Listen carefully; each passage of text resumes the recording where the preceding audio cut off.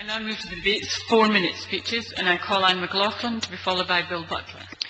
Presiding Officer, I think we're all rather fortunate to be, those of us who are on the Petitions Committee, to be on it for a number of reasons. It's certainly, as Nanette Milne said, a very varied committee, so it's never boring.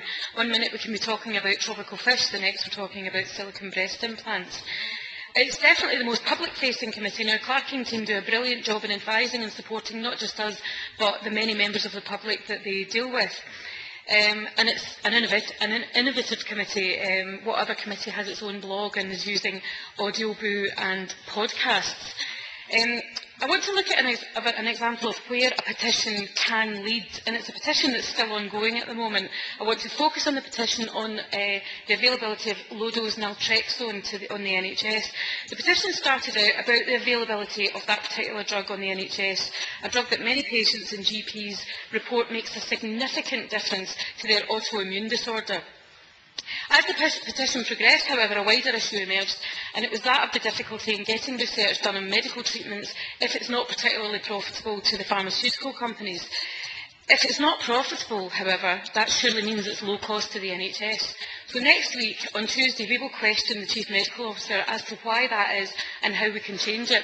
Now, I don't know what the outcome of that petition will be, but what it could lead to is LDN being researched fully, being prescribed widely, and to the NHS saving huge sums, and also to the door being opened for research into other low-profit and therefore low-cost medicine. So we've had a very compelling evidence session with those petitioners, and next Tuesday, as I said, we'll question the Chief Medical Officer.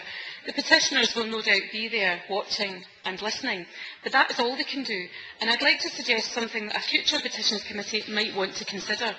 I think we can improve the effectiveness of these evidence sessions and speed up the petitions process if we afford the petitioners the same rights at evidence sessions as visiting MSPs.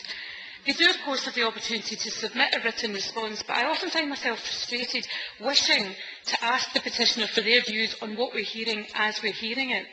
And there's a number of options. We could allow a statement at the end, which we can then ask further questions, or we could allow the petitioner to question the witnesses in the same way that we, as members of the committee, do. Presiding Officer, with only 240 seconds, I've had to cut out mention of the many other petitions I wanted to speak about, but I'm sure my colleagues will be doing that. And I'm going to...